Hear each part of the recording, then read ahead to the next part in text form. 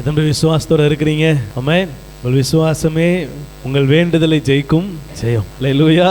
உலகத்தை ஜெயிக்கும் ஜெயம் இரண்டாவதா இருக்கட்டும். உங்க விண்ணப்பம் கேட்கப்பட்டது அப்படின்னு விசுவாசித்தீங்கன்னா உங்க ஜெயம் உறுதியாயிடுச்சுன்னு அர்த்தம். அல்லேலூயா. கடுகளவு என்ன செய்யாதீங்க, விசுவாசம் தளரக்கூடாது. அல்லேலூயா. நாகமான இடத்துல தீர்க்கதரிசி சொல்றாரு, அங்கேயே நில்லு, அப்படியே போய் 7 தடவை முங்கி சின்ன செய்ய வீட்டுக்கு போயிரு. நோய், கொடிய நோய், அதுக்கு பரிகாரம் என்னது? குளிக்கணும். நாகமானுக்கு எல்லளவு இல்லை, எல்லை 8 வெட்டினா கூட ஒரு அளவு வரும் பார்த்தீங்களா, அந்த அளவு கூட விசுவாசம் இல்லை. மாறாக கோபமும் விரக்தியும் வெறுப்பு என்ன செய்து வருது. இவன் சரியாகணும்னு வரான், ஆண்டவர் சரியாகிறதுக்கு ஒரு காரியத்தை செய்ய சொல்றாரு. செய்ய சொன்ன காரியம் இவனுக்கு என்ன செய்யல, கொஞ்சமும் விசுவாசம் இல்லை. ஆனா கர்த்தரிடத்துல என்ன வந்துருச்சு? செய்முறை வந்துருச்சு, வார்த்தை வந்துருச்சு, இதை தான் செய்யணும், இதை செஞ்சா என்ன செஞ்சிருவேன். ஆமா, இதை இவன் செய்யறதுக்கு கொஞ்சம் கூட மனசுல யோசிக்காம என்ன செஞ்சான், கிளம்பி வண்டி ஏற போயிட்டான்.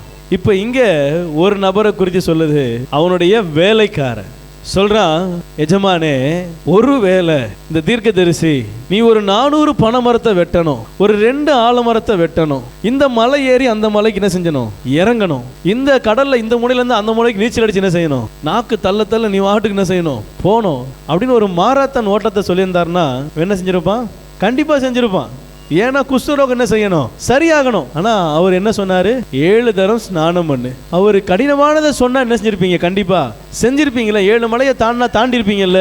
ஆனா அவர் சாதாரண விஷயம் தானே சொன்னாரு, 7 தரம் ஸ்நானம் பண்ணு. இது சொன்ன உடனே அவன் மனதுல கடுகளவு என்ன செஞ்சிருக்குது, விசுவாசம். ஒரு வேலை செஞ்சு பார்ப்போமே. போய் 6 தரம் முங்கி எந்திக்கிறான். எல்லளவு என்ன செய்யல, கடுகளவா கூட மாறல. ஆனா 7வது தரம் அவன் முங்கி எந்திரிக்கும் போது சிறு பிள்ளையின் மாமிசத்தை போல அவன் மாமிசம் என்ன செஞ்சுதான், மாறினது. அல்லேலூயா. இப்ப நான் நினைக்கிறேன், இது இவனுடைய விசுவாசத்தினால இல்ல, இவன் வேலைக்காரனுடைய விசுவாசத்தினால என்ன செய்து நடந்த அற்புதம். இது ஒண்ணு. 2வது, தீர்க்கதரிசி வாயிலிருந்து வந்த வார்த்தை பொய்யாயிடக்கூடாது. அப்பனா கர்த்தர் பொய்யாயிருவார். அவர் சொன்னதை தான் நான் செஞ்சேன், ஆனா என்ன செய்யல, சுகமாகலன்ற ஒரு வார்த்தை வந்துடக்கூடாது. அதுக்காகவும் கர்த்தர் அவன் 7 தரம் முங்கி எந்திரிச்சிட்டான்னா சுகம் கொடுத்துடுவான். இங்க அந்த வார்த்தை அது அதன்படி செஞ்சா நடந்துரும். ஆனா அதை செய்ய வைக்கிறதுக்கு விசுவாசன்ற ஒரு காரியம் ரொம்ப முக்கியம். ஆமென். நாகமான இடத்துல இல்ல, நல்ல வேலைக்காரங்கிட்டே என்ன செஞ்சது இருந்தது.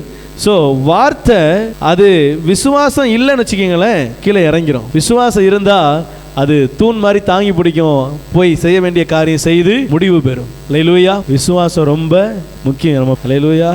விசுவாசமா இருங்க. ஆமென்.